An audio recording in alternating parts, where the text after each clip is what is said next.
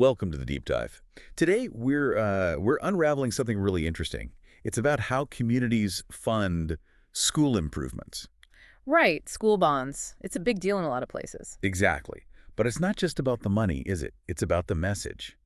And what jumped out at me from our sources is how different the approach is. How so? Well, we usually think campaigns mean persuading people, right? Trying to win them over. Sure, that's the standard definition. But here, for school bonds, the focus is almost completely on informing, not persuading.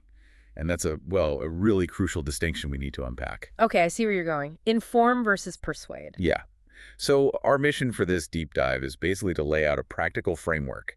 How do you communicate about these school bonds effectively? With that focus squarely on informing. Exactly. Informing the community without, crossing that line into trying to tell them how to vote. Got it. And we've got some solid source material for this. We do. We've looked at a really comprehensive training guide on creating content just for school bonds, and also a list of key interview questions for school superintendents. The practical stuff. Very practical. Think of this as a kind of concise training session on how to actually do these communications. Okay, good. So our goal then is to, distill the core principles, pull out the actionable strategies from these materials. Precisely. Show you how to produce content that's engaging, feels organic, and really works to inform people about what the school needs. And always keeping that fine line in mind, inform, don't persuade. That's central. That absolutely is Yep. woven through everything in the sources. And we're looking at how successful groups like K12 Media, mentioned in the sources, actually handle these voter initiatives. They seem to prioritize that crystal clear, objective communication. Yeah, exactly.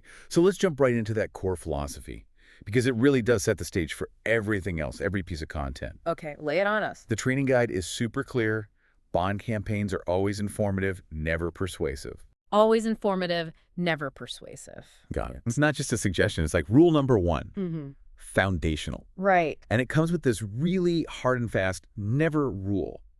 Like capital letters, never. Okay, what's never? You should never write phrases like just say yes. Okay. That's very direct. No ambiguity there. None at all. It's pulled straight from the source material. Really underscores that strict non-persuasion stance. And the why behind that, why be so strict? That's where the real insight is, isn't it? I think so. Yeah. What's your take from the materials?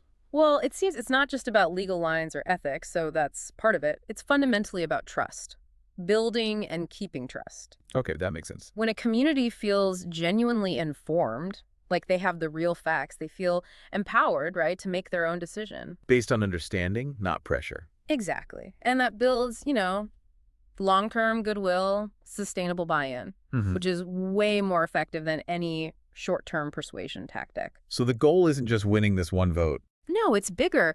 The sources say it's about inspiring the community to think about the future, to really connect with the school's unique story, its needs, its vision. Presenting the facts, the vision, and letting people connect on their own terms. That's the idea, which is why the language the sources encourage is so inviting, not demanding. Inviting? Like how? Well, think about starting a message with something simple, conversational, like, hey, Roseville Schools, have you heard about our amazing plans? Okay, casual, friendly. Or, hey, Stephen here, wanting to let you know about an important proposal on the ballot this November. It sparks curiosity, maybe some excitement. It pulls you in, makes you want to know more, Yeah. rather than feeling like you're being lectured or sold something. Right. It fosters active learning, not just passive reception. That conversational, almost neighborly tone really comes through in the examples. The sources keep saying scripts need to be fun. Fun. Interesting. Yeah, fun, easy to understand, conversational, clear, and always focused on the community's future. It's about making complicated stuff accessible, right? Engaging, like a neighbor sharing news, not a politician giving a speech. It's definitely a tricky balance. You're explaining complex budget stuff, construction plans. But without telling people what they should think or do about it. Yeah, you want them to get it themselves. Exactly. Provide the info so it resonates, so the message is absorbed, not just heard. Okay, so we've got the philosophy. Here. Inform, don't persuade, be clear, be conversational. How does that actually translate into content? What do you make? Right, the practical application. The sources outline a pretty clear strategy, starting with a cornerstone piece, Which is? the 1-minute promo video. 1 minute. Okay. What's its job? This is the big picture overview. It covers the whole bond, the key initiatives, kind of sets the stage. And where does it live?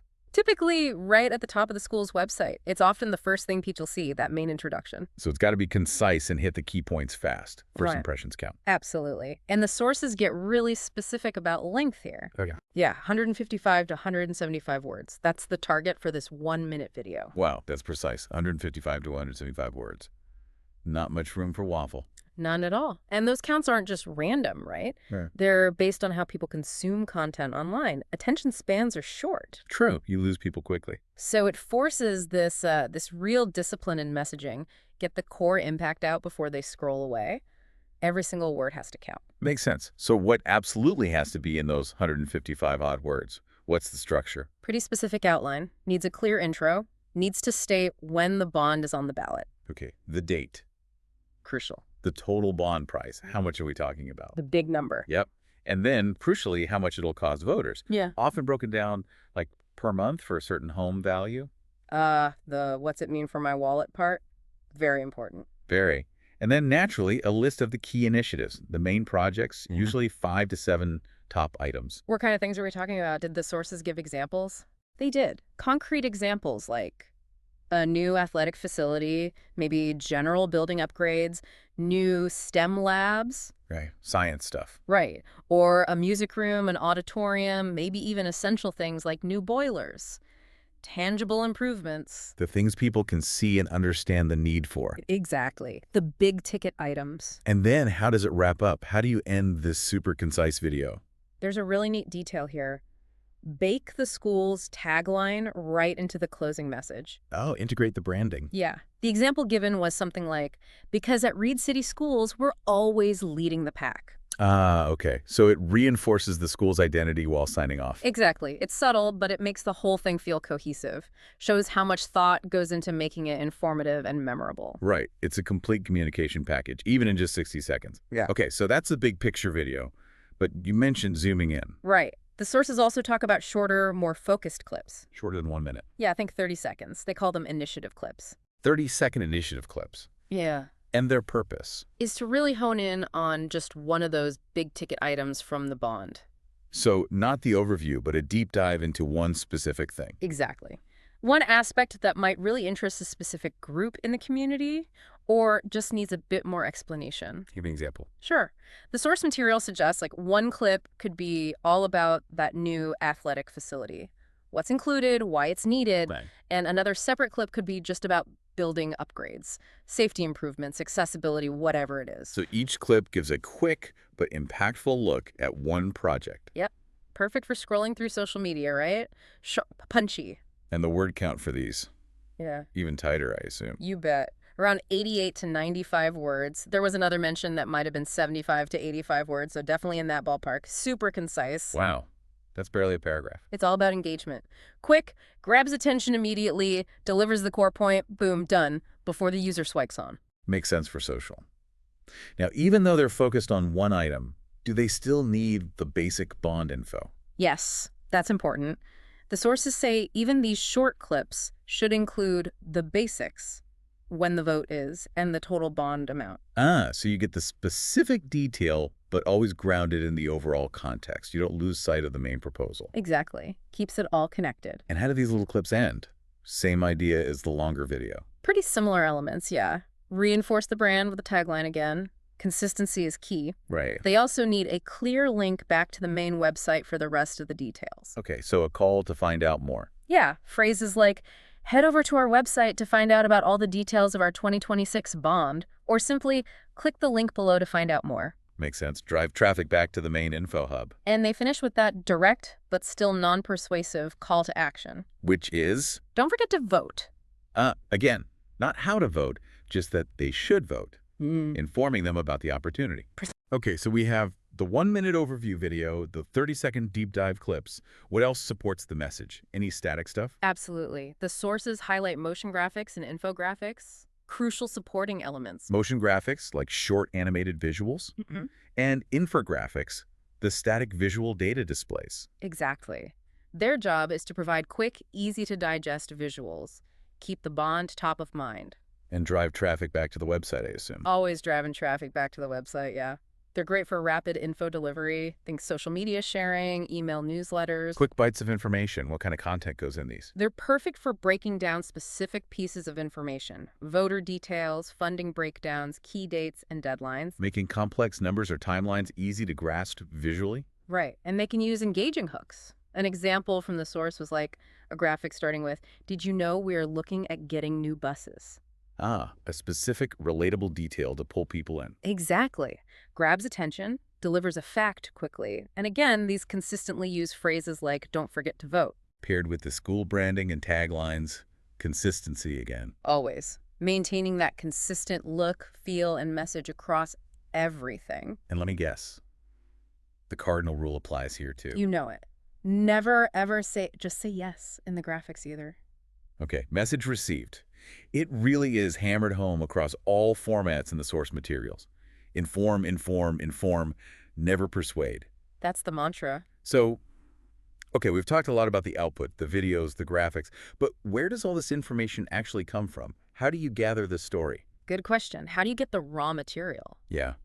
The sources give a clear path for this too. It seems to focus heavily on getting detailed info straight from school leaders. The superintendent, for instance. Right. They're the ones who usually know the history, the needs, the plan inside out. So this is where those interview questions for superintendents come into play. Exactly. Those questions are meticulously designed. They're built to extract precisely the kind of factual, informative content we've been talking about.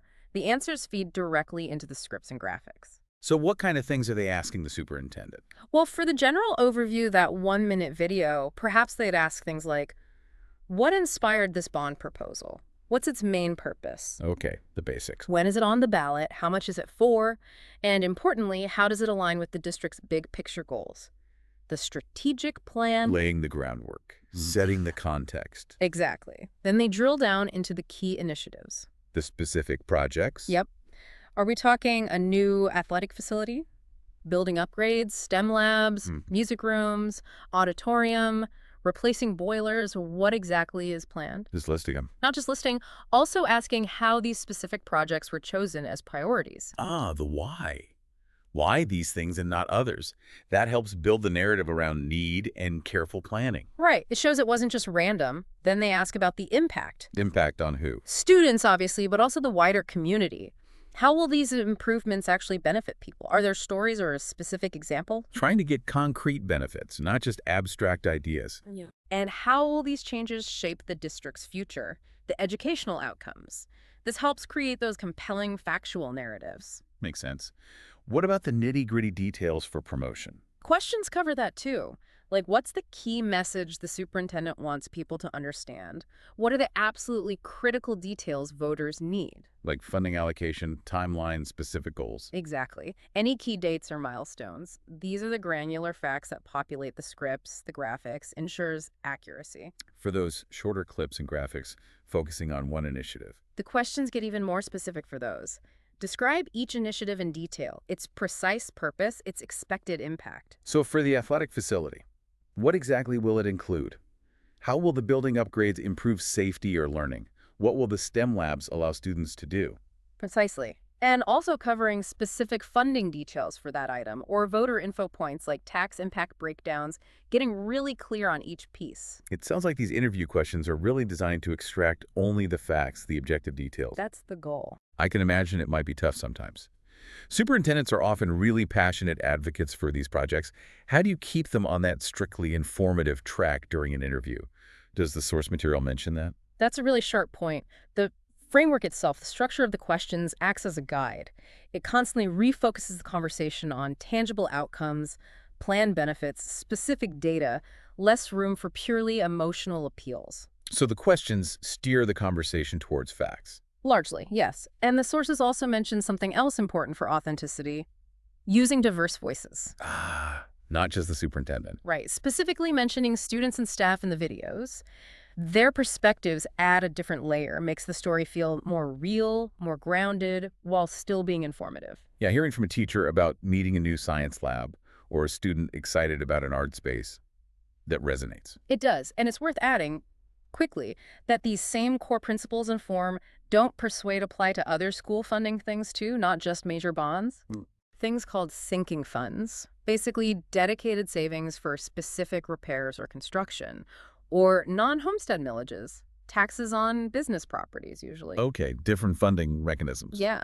They might be smaller scale, maybe need less video content, perhaps just one main video and some graphics, but the approach, exactly the same, informative, clear, trustworthy.